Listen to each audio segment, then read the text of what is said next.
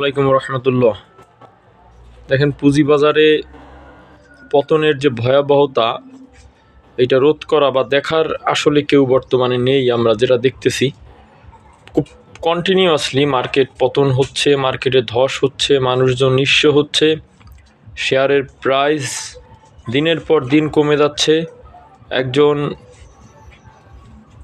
মানুষ এইখানে বসে আছে চেয়ারম্যান হিসেবে, মার্কেট সাপোর্ট দেওয়ার জন্য টাকা চাইলো, আরেকজন মানুষকে টাকা দেওয়া হলো, তিনিও টাকা নিয়ে বসে আছে। কিন্তু আমরা যেটা দেখতে পাচ্ছি, কোনোভাবেই পতনের যে ভয়াবহতা, মানুষজনের যে আতঙ্ক, মানুষের হাহাকার, এটা কোনোভাবেই কাটতেছে না। তারা মার্কেটের জন্য পজিটিভ কিছু না করে কন্টিনিউয়াসলি নেগেটিভ বক্তব্য, নেগেটিভ আইন, নেগেটিভ রুলস এবং আইসিবি টাকা নিয়ে বসে থাকা, সাপোর্ট না দেওয়া, এটা মানুষের মনের মধ্যে সংশয় তৈরি করেছে আসলে তারা কি চায়। এই গণ অভ্যুত্থানকে ব্যর্থ করার জন্য একটা ব্যর্থ অর্থনীতি, একটা ব্যর্থ পুঁজিবাজার সারা বিশ্বের মাঝে তারা প্লেস করতে চায় কি না, এইটা কিন্তু একটা সন্দেহ হয়ে বর্তমানে দাঁড়িয়েছে। আপনারা দেখবেন যে এই 5 দিন ধরে মার্কেট পতন কন্টিনিউয়াসলি, এখন আবার 5100 সামথিং, 130 এই রেঞ্জে পয়েন্ট চলে আসছে, 5300 350 থেকে, মানে টানা পতন চলতেছে। লেনদেন আজকেও দেখেন লেনদেনটাও কমে গিয়েছে। সঙ্গে সঙ্গে অনেক শেয়ার, অধিকাংশ শেয়ারগুলো তাদের দর কিন্তু হারিয়েছে। এই কারণে আমরা এতটুকু বলবো যে এই কমিশন ব্যর্থ কমিশন, এই আইসিবির চেয়ারম্যান তিনি ব্যর্থ।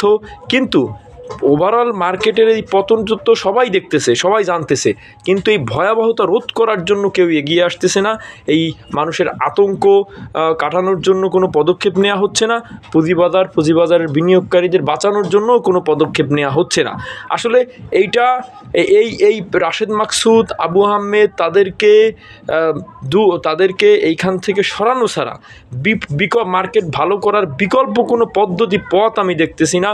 কারণ তাদের নীতি নির্ধারণ, তাদের নীতি নৈতিকতা, তাদের আদর্শ, তারা সব কিছুতেই তারা কিন্তু একেবারে সর্বোচ্চ নোংরামির পরিচয় দিয়েছে এই পুঁজিবাজারের বিনিয়োগকারীদের সঙ্গে। এই কারণে আমরা চাই যে মার্কেট তো শেষ হয়ে গিয়েছে অলরেডি, বিনিয়োগকারীরা অলরেডি শেষ হয়ে গিয়েছে।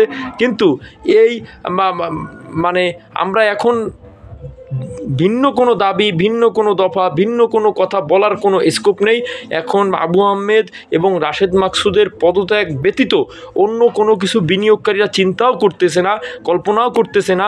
আমরা এই বিষয়গুলো নিয়ে আমরা প্রতিদিন রাতেই আমরা লাইভ করি।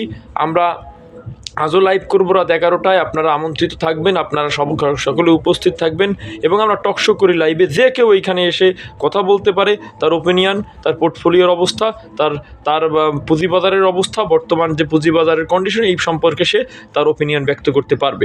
সকলে ভালো থাকবেন এবং সোচ্চার কণ্ঠে আওয়াজ তুলবেন যে মার্কেট যেন আর এইভাবে পতন না হতে পারে, বা আর যেন কেউ মার্কেট নিয়ে খেলা না করতে পারে। এই জন্য আমাদের কিন্তু সোচ্চার হতে হবে। আসসালামু আলাইকুম রহমতুল্লাহ।